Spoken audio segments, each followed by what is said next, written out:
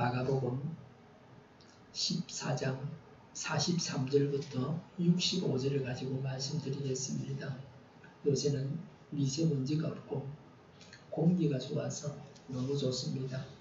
며칠 동안 시원했습니다. 새벽에는 춥기도 했습니다. 가을의 문턱입니다. 그런데도 이번 주간 다시 폭염이 온다 그럽니다. 태풍 솔릭이 우리나라에 상륙해서 폭염도 사라지게 하고 비를 뿌려서 녹조가 없어지고 가뭄도 해결해주고 태풍 피해는 없기를 기도하고 바랍니다. 효자 태풍이 되기를 바랍니다. 이번 주 목요일에 온다 그러는데 아마 남쪽인 부산은 아마 수요일부터도 영향을 받지 않을까 생각합니다. 43절에 유다가 앞장을 서고 대제사장들과 율법학자들과 장로들이 보낸 무리가 칼과 몽둥이를 들고 왔습니다. 44절에 유다는 자신이 입을 맞추는 자가 예수님이니까 그를 잡아가라고 사전에 약속이 되어 있었습니다. 예수님은 이런 것까지도 다 알고 계셨습니다. 유다가 예수님을 단단히 끌고 가라고 한 것은 예수님이 기적을 행하셔서 도망치지 못하게 하라는 것입니다. 은30을 꼭 받게 하라는 것입니다. 유다는 예수님의 전능하신 능력은 알고 있었습니다. 그러나 하나님의 구원에 대해서는 알지 못했습니다. 예수님께서 십자가를 지심으로 인류를 구원하시고자 하는 계획은 알지 못했습니다. 또 유다는 예수님이 어떻게 나오실지를 알지 못했습니다. 예수님께서 순순히 붙잡혀 가지 않으실 것이라 알고 있었습니다. 49절에 예수께서 말씀하신 대로 성경을 이루기 위해서 붙잡히신다는 것도 알지 못했습니다. 이런 점을 볼 때에 유다는 매우 어두운 자였습니다. 어두워서 죄를 짓는 것입니다. 45절에 유다가 예수께 다가가서 랍비님, 선생님이라는 뜻이죠. 하고 입을 맞추었다. 선생님이라고 하면서 입을 맞추면서 예수님을 배신하고 팔아넘겼습니다. 이것이 유다의 입맞춤입니다. 입맞춤으로 예수님을 팔아넘겼습니다. 배신자의 입맞춤입니다. 말과 행동으로는 존경을 표하면서 사람을 죽이는 것입니다. 속에는 이리가 들어있습니다. 겉으로는 웃고 있습니다. 반대로 말로는 거친 말을 하면서 선하게 대할 수도 있습니다. 경상도 사람들은 친한 사람들을 만나면 문디야 이렇게 하면서 좋아합니다. 욕을 하면서도 마음으로는 사랑을 표현할 수 있습니다. 말과 겉모양만 모아서는 그 의미를 알 수가 없습니다. 유다는 겉으로는 선한 척하면서 속에는 악이 가득 차 있었습니다. 사람이 이렇게 위선적일 수 있습니다. 사람은 속일 수 있습니다. 그러나 하나님은 속일 수 없습니다. 하나님은 사람의 마음속까지 꿰뚫어서 다 보고 계십니다. 사람을 대할 때에 그 속까지 헤아리고 알아야 됩니다. 그래야 제대로 아는 것입니다. 그래야 사람을 잘 대할 수 있습니다. 착한 사람, 나쁜 사람 이렇게 구분할 수 있지만 또 동일한 사람도 때로는 넘어지고 실수하고 악하게 행할 때도 있습니다. 그러니까 잘 분별해야 합니다. 46절에 유다가 입 맞추자 예수께 손을 대어 잡았습니다. 이렇게 해서 예수님은 고난당하시고 십자가를 지시게 됩니다. 유다는 예수님의 12 제자에 속하는 영광을 얻었습니다. 그러나 결국에는 예수님을 배신하고 팔아먹는 죄를 지었습니다. 성경에 나오는 인물 중에서 가장 크신 분은 예수님이십니다. 이런 예수님을 배신하고 팔아먹은 자가 유다입니다. 성경에 나오는 인물 중에서 가장 불행한 자는 가룟유다입니다. 오늘날도 신앙생활을 하면서 예수님을 배신하는 자가 있습니다. 은혜를 베푼 자를 배신하는 자가 있습니다. 이것은 사람에게 죄를 짓는 것이고 동시에 하나님께 죄를 짓는 것입니다. 모든 일들이 예수님께서 예언에서 말씀하신 대로 되어졌습니다. 이들의 체포작전이 성공했습니다. 악인들이 승기를 잡은 듯이 보입니다.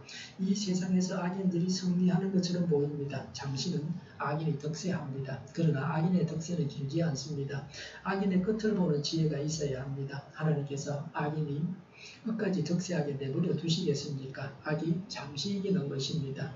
하나님의 심판은 필연적으로 있습니다. 세력을 믿고 악인이 악을 자꾸만 행하여서 악행을 쌓아가면 언젠가는 한꺼번에 죄값을 지불해야 합니다. 인간이 바벨탑을 쌓지만 하나님께서 흩어버리십니다. 농사를 지으면 잡초를 뽑아버립니다. 잡초 뽑는 것이 일입니다. 농부가 뽑아버려서 잡초는 사라집니다. 하나님께서 악인을 잡초처럼 뽑아버리시기 때문에 악인은 긴 시간을 두고 보면은 흥할 수 없습니다. 사람이 하나님 편에 서서 의롭게 살아야 할 이유가 이것입니다. 47절에 어느 한 사람이 칼을 베어 대제사장의 종의 길을 내리쳐서 잘라 버렸다고 했습니다. 베드로가 말고의 길을 쳤습니다. 베드로라고 밝히지 않은 것은 베드로의 신변 안전을 위한 조치였습니다. 초대교회는 핍박받는 교회였습니다. 그래서 거기에 기록해놓은 그걸 근거로 해서 베드로가 구속되고 처벌을 받게 될 것입니다. 사람들은 말고처럼 세상 조직 속에서 악행을 하면서 월급 받고 밥 먹고 살아가고 있습니다. 말고가 특별히 악해서 예수님을 잡으러 온 것은 아닙니다. 예수님하고 개인적으로 원한이 있었던 것도 아닙니다. 단지 위에서 시켜서 한 일에 불과합니다. 누가복음 22장 51절에 예수께서 말고의 길을 붙여주셨다고 했습니다. 말고는 예수님의 은총을 입었습니다. 이 말고도 나중에는 예수님을 믿었습니다. 천주교에서는 말고가 성령입니다. 말고는 무리 속의 한 사람으로 예수님을 잡으러 왔다가 예수님을 만나고 믿는 은총을 입었던 사람입니다. 어떤 목적에서든지 간에 예수님을 만나고 복음을 듣고 교회에 나오는 것은 좋은 일입니다. 설령 도둑질을 하려고 교회에 나왔더라도 교회에 나오는 것은 좋은 일입니다. 어떤 유명한 설교자가 설교를 하는데 처음에는 유명해지지 않아서 예배당에 사람이 하나도 없었습니다. 열정이 넘쳐서 혼자서 설교를 했습니다. 마침 그때 도둑이 교회당에 도둑질하러 들어왔다가 의자 밑에 숨어서 있다가 그 설교를 듣고 회개하고 예수님을 믿었습니다. 우리 교회에도 이런 일이 일어나면 좋겠습니다. 어떤 사람들은 그래요. 전도하는데 방법도 중요하다. 그런 식으로 나쁜 방법으로 전도해가 되느냐 그러는데 물론 제대로 된 방법으로 전도해야 되죠. 그러나 전도의 방법이 좀 나빠도 그래도 예수 믿고 또 교회 기둥같이 되는 분들도 허다하게 있습니다. 전도도 제대로 해야 되지만 어쨌든 간에 전도하는 것은 안 하는 것보다 훨씬 낫습니다. 제 후배 중에 한 사람은 형님이 예수 믿으라 그러고 형님 좀 생각 있고 믿을게 니 맞고 믿을래 그냥 믿을래 이러니까 형님이 욱박지르니까 해병대 제대한 분이에요. 형님은 그냥 믿을게 그랬대요. 안 맞으려고. 그런데 지금도 신앙생활 잘하고 있어요. 장로님이 됐고 말이죠. 베드로가 말고의 길을 자른 것은 그 상황에 적절한 행동이 아니었습니다. 예수님의 권능이 부족해서 잡히신 것이 아닙니다. 예수님은 하늘 군대를 풀어서 적을 제압하실 힘을 가지고 계십니다. 베드로의 행동을 보면 마치 예수님께서 힘이 없으셔가지고 붙잡히는 것처럼 그렇게 하고 있습니다. 베드로는 예수님을 위해서 무엇을 해야 할지 도무지 알지를 못했습니다. 베드로는 자신의 힘으로 예수님을 지켜줄 것처럼 그렇게 하고 있습니다. 실제로 그렇게 하지도 못하면서 말이죠. 모든 노력이 다 유익한 것은 아닙니다. 일을 하는 데 있어서도 밝은 사람이 되어야 합니다. 지혜로운 사람, 정말 예수님께 도움이 되는 사람이 되어야 합니다. 무슨 일을 어떻게 해야 할지를 알아야 합니다. 일을 한다고 하면서 일만 만들고 더 복잡하게 어렵게 꼬이게 하면 안 됩니다. 사람의 혈기로는 하나님의 일을 할 수 없습니다. 성질대로만 해서는 안 됩니다. 일이 되게 해야 됩니다. 예수님은 자신을 대속물로 주심으로 인류를 구원하시러 이 땅에 오셨습니다. 그런 예수님의 사랑에 대해서 전혀 이해하지 못해서 행했던 일입니다. 베드로는 무지하지만 단지 예수님을 열렬히 사랑하고 있었다는 것을 알 수가 있습니다. 48절에 너희가 나를 강도에게 하듯이 칼과 몽둥이를 들고 나를 잡으러 나왔느냐. 49절에 내가 날마다 성전에 너희와 함께 있으면서 가르치고 있었건만 너희는 잡지 않았다고 하셨습니다. 예수님의 잘못을 찾을 수가 없었습니다. 그래서 은밀하게 모의를 내가지고 예수님을 잡았다고 예수님께서 책망하셨습니다. 49절에 이것은 성경 말씀을 이루려는 것이다 라고 하셨습니다. 예수님이 체포되어서 하나님도 하나님의 일을 이루셨습니다. 하나님의 정의를 만족시키기 위한 일이었습니다. 단지 사람들이 하는 일에 불과한 것이 아닙니다. 하나님께서 계획하시고 섭리하신 가운데 되어진 일이라고 하는 것입니다. 우리는 우리에게 주어진 모든 일들이 하나님께서 허락하신 일이라고 하는 것을 인정해야 합니다. 너무 억울해하고 분해할 필요가 없습니다. 원통해하고 원하는 부으면 몸만 상합니다. 제가 오래전에 한의원에 갔는데 한의사가 말하기를 마음에 격한 감정 때문에 병이 왔다 그렇게 말을 했습니다. 그 당시 아파트 전세금 문제로 제가 분노하고 막 맨날 데모하러 다니고 그랬거든요. 오늘까지 되어진 모든 일에 대해서 하나님께서 하신 일이라고 받아들여야 됩니다. 돈을 떼어서 그거로 끝나야지 그것 때문에 속상해하면 암 걸려서 죽게 되어 있습니다. 명대로 살지도 못합니다. 이렇게 하는 것이 건강하게 사는 지혜입니다. 하나님의 큰 그림을 악인들이 어떻게 다 헤아리겠습니까? 전투에서 이겨도 전쟁에서 질 수 있습니다. 과거에 일본이 미국과 싸움에서 그러했습니다. 일본이 싸움을 잘하잖아요. 매번 전투에서 승리를 했는데 결국 패전하고 말았습니다. 원자폭탄 한 개 맞고 나서 그냥 항복했습니다. 점령한 지역들은 많이 있고 국지전은 잘 하는데 전체적으로 전쟁에서 패배했습니다. 미국이 그래도 동경에다가 그 황제의 국무에다가 핵폭탄을 안 떨어뜨리길 다행이다. 그죠? 그 정도는 자비를 베풀어 준 겁니다. 제 생각 같아서는 우리 한국 사람들의 감정 같아서는 막 일본 전체를 다 부사했으면 좋겠다 그런 생각도 들겠지만 말이죠. 일본이 매번 전투에서 승리했지만 패자가 되었습니다. 최종적인 승자가 되어야 됩니다. 때로는 지고서 이기기도 합니다. 이겼다가 지기도 하고 그럽니다. 어떨 때는 초반에 이긴 것이 그게 문제가 돼가지고 결국엔 지는 경우도 있어요. 처음에 좀 지는 것도 괜찮습니다. 아시안게임 남자 축구 경기에서 우리나라가 바레인에 6대0으로 이기고 나서 말레이시아한테 2대1로 졌어요. 말레이시아는 랭킹이 171이고 우리나라는 57입니다. 아시안게임 우승과 손흥민의 100년 면제를 받는 일이 힘들어 보입니다. 어쨌든지 간에 우승만 하면 됩니다. 50절의 제자들은 모두 예수를 버리고 달아났다고 했습니다. 사람은 누구나 믿을 만한 존재가 아닙니다. 사람에게는 한계가 있습니다. 재채기 하면 바람 없는 대로 가. 추워서 그런 것 같아요. 늘 선한 사람은 없습니다. 제자들은 예수님을 따르는 선한 일을 했습니다. 그러나 여기서부터 얼마 동안 제자들은 추한 모습을 보입니다. 제자들이 예수님과 함께 죽으려고 했더라도 하나님께서 죽게 방치하셨을까 하는 생각을 하게 됩니다. 다들 살려고 도망을 갔습니다. 살아있는 생명체가 죽음을 두려워하고 살려고 길을 씁니다. 살려고 하는 것은 본능입니다. 이탈리아에서 다리가 끊어져 가지고 수십 명이 죽었습니다. 우리나라 성수대교 끊어지는 것처럼 그렇게 되었습니다. 근데 우리나라는 밑에가 바다니까 강이니까 괜찮은데 이거는 밑에 사람이 있고 뭐 그러니까 더 복잡하고 어려워졌습니다. 많은 실종대가 생겼습니다. 아직도 부러진 다리 더미 속에서 구하지 못한 사람들이 많이 있어가지고 애가 탑니다. 그런데 생존자 몇 사람은 기적적으로 살았습니다. 사람이 살려고 노력한다고 해서 다 사는 건 아닙니다. 죽지 않고 살아서 좋아하고 있습니다. 예수님이 붙잡히셨는데 제자들은 살려고 예수님을 버려두고 도망을 갔습니다. 3년간 예수님으로부터 제자 훈련을 받은 자들의 모습이 이러합니다. 제자 훈련만으로는 부족하고 더 필요한 것이 있습니다. 그러나 제자 훈련이 효과가 없었던 것은 아닙니다. 제자 훈련도 받아야 되고 그렇습니다. 예수님과 함께 죽겠다는 호언장담을 무색했습니다. 기도하지 않고 잠만 잤던 결과였습니다. 우리는 예수님을 버리고 달아나지 않습니까? 예수님께서 붙잡혀 죽으시니 나도 같이 죽겠다고 그 자리에 남으시겠습니까? 예수님을 위해서 작은 것이지만 결단하고 행하시겠습니까? 꼭 죽지는 않는다고 할지라도 예수님을 위해서 무엇을 하시겠습니까? 혹시라도 일을 맡길까 해서 달아나는 사람이 있습니다. 일만 보면 달아나는 사람이 있습니다. 선풍기 바람을 맞아요. 정명이한테 좀 피곤하게 호응이 왔어요. 51절에 어떤 젊은이가 맨몸에 혼이불을 두르고 예수님을 따라가고 있었다. 그들이 그를 잡으려고 하니 52절에 그는 혼이불을 버리고 맨몸으로 달아났다고 했습니다. 체면 차리지 않고 살려고 발부름 쳤습니다. 살아남는 것이 제일 중요합니다. 벌거벗은 죄라도 살아남아야 됩니다. 여자 목욕탕에서 목욕하고 있는데 불이 났다 그러면 벗었다고 생각하지 말고 벗었더라도 무조건 나와서 살아야 되지. 창피해가지고 다 죽으면 안 되죠. 예. 다급할 때 생명의 위협을 느낄 때는 벗은 몸으로 다녀도 그건 불륜은 아닙니다. 뭐 불법도 아니고요. 도망은 아무것도 생각하지 말고 무조건 급하게 피해야 됩니다.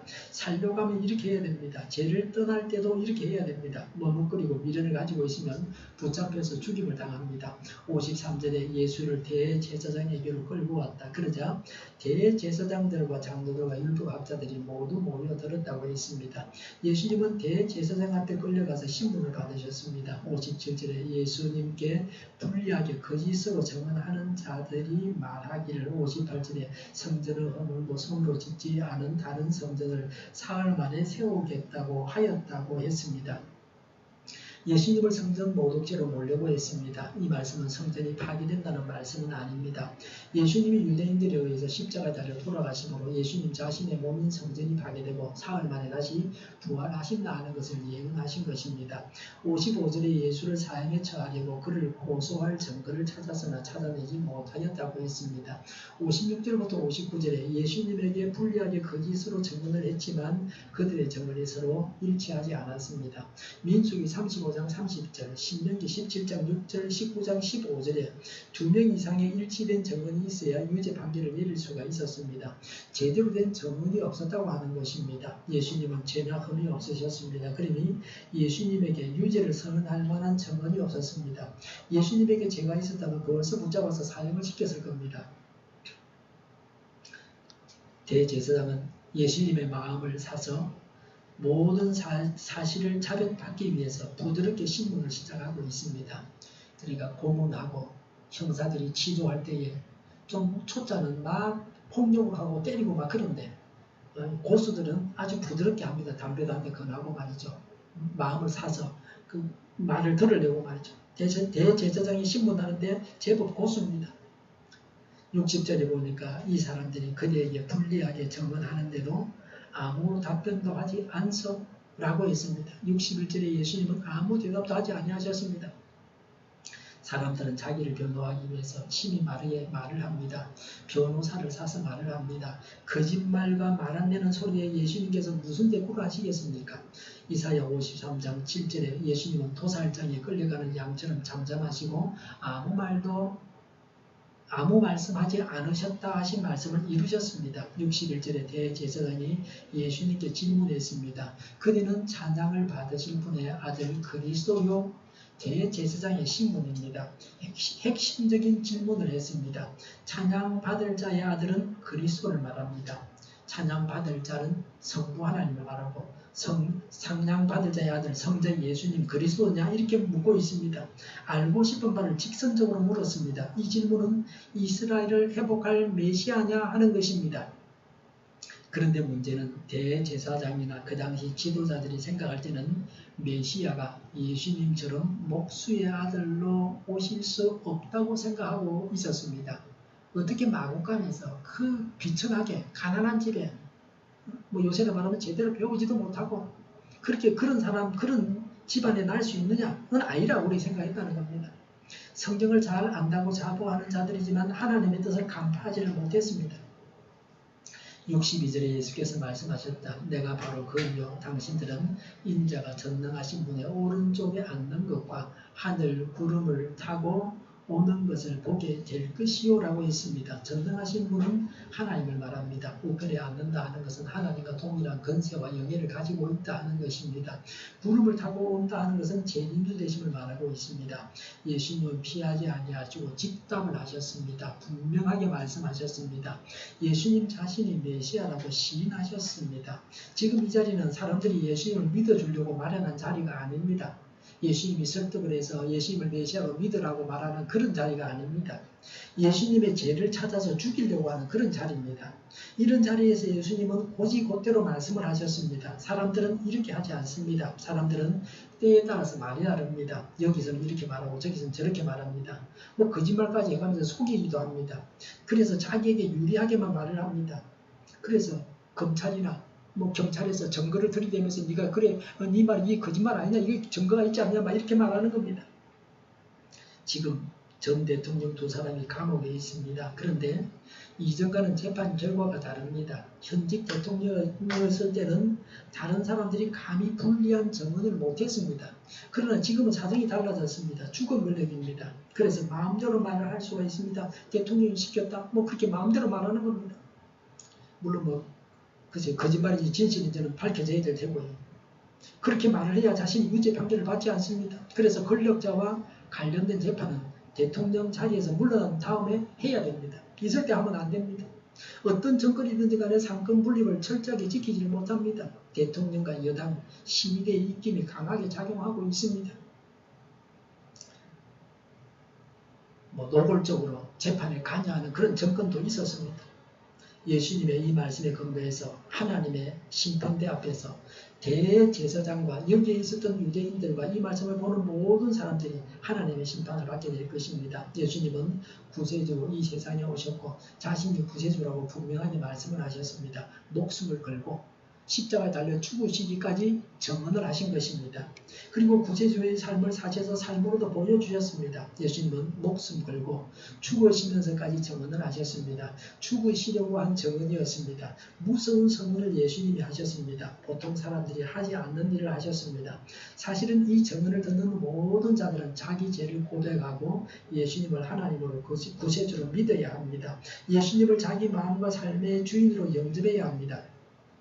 대제사장과 이스라엘 백성들이 이 자리에서 예수님께 무릎을 꿇고 자기 죄를 자백하고 예수님을 메시아로 받아들였다고 할 것 같으면 이스라엘은 구원을 받고 온 세계를 구원하는 도구로 국가가 전체적으로 사용되었을 것입니다. 이스라엘을 중심으로 세계의 선교가 일어났을 것입니다. 그러나 그것은 아니었습니다. 63절에 대제사장은 자기 옷을 찢고 말하였다. 이제 우리에게 무슨 정인들이 더 필요하겠소. 64절에 여러분은 이제 하나님을 모독하는 말을 들었소. 여러분의 생각은 어떠하고 그러자 그들은 모두 예수는 사형을 받아야 마땅하다고 정죄하였다고 했습니다. 예수님께서 십자가를 지신 이유는 스스로 메시아라고 하셨기 때문입니다. 예수님은 아무 죄도 없는 삶을 사셨습니다. 대제사장은 예수님은 메시아가 아니라고 단정했습니다. 그 당시 유대 나라의 모든 지도자들이 이렇게 대제사장처럼 생각을 했습니다. 예수님이 메시아이실까라고 진지하게 생각하지 않았습니다. 그래서 예수님이 자신이 메시아라고 하시자 예수님을 정죄했습니다. 예수님이 스스로 메시아라고 하셨기 때문에 사형을 받아야 한다고 여론 재판을 했습니다. 거기 모인 사람들이 어떻게 할까요? 그러니까 다 죽이자 그럽니다. 사형언도를 내렸습니다. 거기에 모여있는 자들은 다 대제사장들과 같이 생각하는 자들이었습니다. 그래서 거기서 여론은 대제사장의 판결에 다 동의했습니다. 누구도 반론이나 이의를 제기하지 못했습니다. 베드로가 거기에 있었지만 말을 할 수 없었습니다. 만약에 베드로가 나는 반대요. 그건 안 돼요. 말도 안 되는 소리 하지 마세요. 그렇게 말했으면 예수님과 함께 붙잡혀가지고 베드로가 예수님 십자가 우편에 묶여서 같이 죽었을지도 모릅니다. 54절에 베드로는 멀찍이 떨어져서 예수를 뒤따라 대제사장의 집 안바당에까지 들어갔다. 그는 하인들과 함께 앉아 불을 쬐고 있었다고 했습니다. 베드로는 예수님을 따르되 일정한 거리를 두고 따라갔습니다. 베드로니까 이 정도라도 예수님을 따라갈 수가 있었습니다. 많은 제자들은 아마 이렇게도 따라가지 못했습니다. 엄격히 말해서 예수님을 따를 때에 이렇게 따라가서는 안 됩니다. 나중에는 베드로도 순교하기까지 예수님을 따라갔습니다. 여기서는 멀찍이 떨어져서 예수님을 따라갔습니다. 언제든지 예수님을 버리고 도망갈 수 있을 만큼 떨어져 있었습니다. 우리가 예수님을 따를 때에 가까이에서 예수님을 따라가야 합니다. 자기 십자가를 지고 죽기까지 예수님을 따라가야 합니다. 65절에 그들 가운데 들어는 달려들어 예수께 침을 뱉고 얼굴을 가리고 주먹으로 치고 하면서 알아맞추어 보아라 하고 놀래되기 시작하였다. 그리고 하인들은 예수님을 손바닥으로 쳤다고 했습니다. 대제사장 같은 높은 자들은 점잖게 예수님을 신문해서 죄인이라고 정죄했고 아래 것들은 그들의 방법대로 예수님을 조롱하고 핍박했습니다. 대제사장 아래에 있는 자들이 예수님을 못살게 굴었습니다. 권력자가 되면은 그 아래 사람들이 알아서 권력자가 원하는 대로 악행을 다 해줍니다. 권력자는 그냥 방치하기만 하면 밑에 사람들이 나쁜 일을 다 해주는 겁니다. 예수님만 하나님이시오 구원자라고 하면은 종교차별금지법 위반으로 감옥 가는 것, 법적으로 처벌받는 것이 영국 같은 선진국에서 일어나는 일입니다. 최초의 종교차별금지법 위반자가 예수님이셨습니다. 예수님은 스스로 메시아라고 하셔서 사형에 처해지게 되었습니다. 우리가 전도할 때에도 불신자로부터 이런 대우를 받을 것입니다. 예수님은 생명을 걸고 자기를 전가하셨습니다. 오늘 우리도 생명을 걸고 예수님을 전가해야 합니다.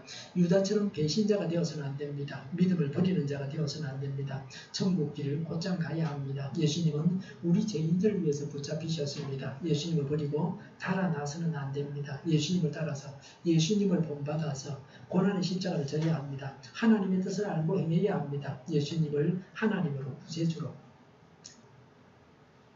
고백하고 생명을 걸고 예수님을 전가해야 합니다.